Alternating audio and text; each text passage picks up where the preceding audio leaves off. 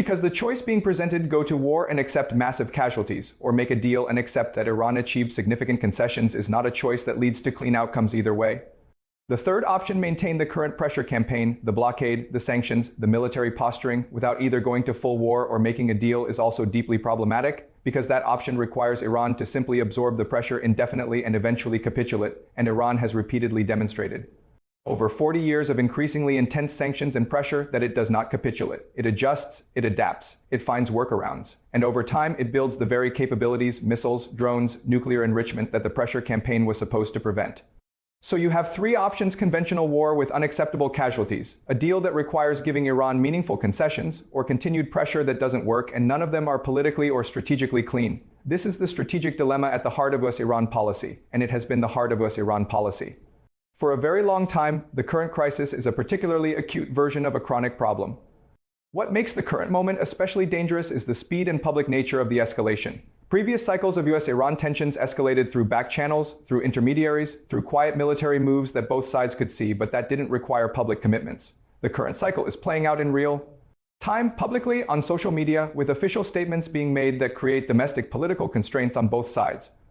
When you make public commitments: no more nice guy, we will retaliate. Negotiations are off, you create domestic constituencies that will punish you for backing down. That dynamic, what scholars of international relations call audience costs, makes de-escalation harder, because both leaders are now on record with their red lines. This is one of the ways crises that nobody actually wants can spiral into conflicts that neither side intended, not through deliberate choice, but through the accumulation of public commitments that make backing down politically impossible. Let me step back from the immediate military picture and give you the global economic context, because this is something that does not get nearly enough coverage. The Persian Gulf is not just a regional body of water, it is the central artery of the global energy economy. The decisions being made right now in real time about how to manage this crisis will have direct consequences not just in Washington and Tehran, but in Beijing, Tokyo, New Delhi, Brussels, and every other major economic capital on the planet. Let's run the numbers. Global oil consumption is approximately 100 to 103 million barrels per day. Of that, the Persian Gulf region accounts for roughly 30% of production, about 30 million barrels per day. The Strait of Hormuz handles approximately 21 million barrels per day when the Strait of Hormuz is even partially disrupted. The global oil market reacts immediately and dramatically because the market price of oil is set at the margin, meaning that even relatively small disruptions to supply, when they happen suddenly, can cause very large price swings. We have already seen oil prices surge toward $100 per barrel on the current tensions, and that is just from the threat of disruption, not actual disruption. If the strait were partially closed for even a few weeks, the economic models suggest prices could reach $150 to $200 per barrel.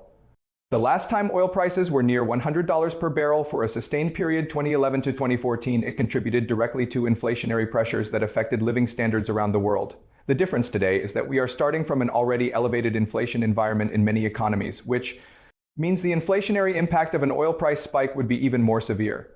For the United States specifically, yes, the US is now the world's largest oil producer, and high oil prices benefit American oil companies and producing states. But high oil prices also fuel inflation, hit consumers at the gas pump, raise transportation and manufacturing costs, and tend to slow economic growth, particularly when combined with already elevated interest rates. For Europe, the situation is even more acute. Europe has already gone through a painful energy transition following the disruption of Russian gas supplies. European economies are more exposed to Gulf energy than the United States, and an oil price spike would hit European consumers and industry very hard at a time when several European economies are already struggling with slow growth. For China, this is perhaps the most strategically interesting dimension. China imports more oil from the Persian Gulf than any other country. China has enormous economic interests in keeping the Strait of Hormuz open. China has also been positioning itself as a mediator in the region, having brokered the normalization agreement between Saudi Arabia and Iran in 2023, and has significant diplomatic credibility with both sides. China's preference is almost certainly for a negotiated settlement, because a major conflict in the Persian Gulf would be enormously damaging to the Chinese economy. For India, India is also heavily dependent on Gulf energy imports, and a disruption of the Strait of Hormuz would hit the Indian economy hard at a time when India is in the middle of an ambitious economic growth phase. India has historically tried to maintain diplomatic relationships with both the United States and Iran, a balancing act that becomes much harder to maintain in a full conflict scenario.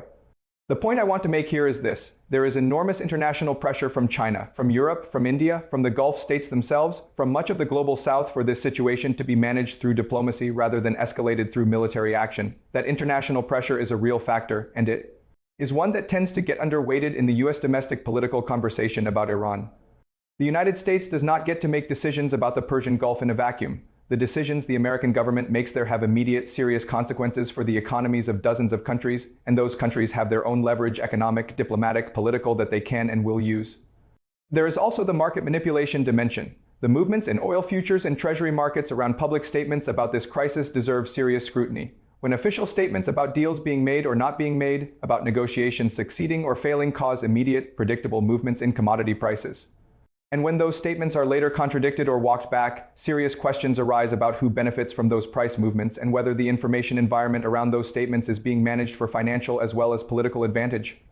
That is not a conspiracy theory. It is a serious accountability question that financial journalists and regulators should be asking loudly. Let's talk about the domestic political context, because it matters enormously for understanding the decision-making dynamics here. Polling data on the current administration's handling of the Iran situation shows some striking numbers. Approval ratings for the Iran policy specifically are deeply underwater, net negative by more than 30 points in at least one major national poll. Overall approval for the administration is at historic lows in the mid to upper 30% range. These numbers matter for a specific reason. They constrain the political options available to decision makers. When an administration is at 37% approval overall and even lower on a specific foreign policy issue, the political cost of being seen as having failed, of having started a confrontation with Iran, escalated it publicly, promised results, and then either had to accept a deal that looks like a concession or gotten into an actual war is very high. But here is the thing about political constraints in foreign policy. They cut both ways. Low approval ratings can push decision makers toward escalation because a foreign policy win could potentially recover domestic political standing. They can also push toward de-escalation because nobody wants to own an unpopular war that is clearly not going well. Right now, the signals are genuinely mixed. The public posturing has been strongly escalatory. The private deliberations, based on the reporting that has emerged, appear to be genuinely uncertain and conflicted. This is a dangerous combination. Public escalation combined with private uncertainty means the public commitments are ahead of the strategic plan. You've made promises through social media, through press conferences, through official CENTCOM releases that create expectations of outcomes, but the strategy for delivering those outcomes is not clearly defined, and when the strategy is unclear, events can take on a momentum of their own. There is also the congressional dimension. Major military operations, anything beyond the existing authorities that have been invoked for the current naval operations, would require either congressional authorization or would face significant legal and constitutional challenges. The history of the past 20 years of American foreign policy is full of administrations that initiated military operations based on broadly interpreted executive authority and then found themselves in protracted conflicts without a clear endgame or an adequate political foundation.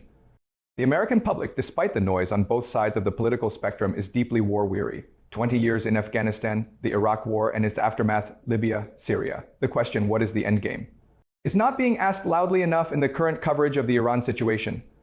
Because here is the strategic reality. If the United States military strikes Iran, even if those strikes are highly effective, even if they set back Iran's nuclear program and degrade its military capabilities, the question of what happens the day after those strikes is unanswered. Iran does not disappear. The Iranian government does not collapse. The Iranian public, historically, has rallied around the government in moments of foreign attack. That is a well-documented pattern going back to the Iran-Iraq War, and a militarily weakened Iran with a unified, highly motivated public, with strong incentive to reconstitute its military capabilities as fast as possible. And with significant ability to wage asymmetric warfare against American interests globally, that is not obviously a better outcome than a negotiated settlement. The day after problem, what do you do after the military action achieves its immediate objectives? Does not have a good answer in the current situation, and that is one of the reasons that, despite the escalatory public rhetoric, serious military planners are apparently counseling caution. Let me be honest with you about the realistic outcomes here, because I think this is where analysis needs to do its most serious work. There are essentially 4 scenarios for how this situation resolves.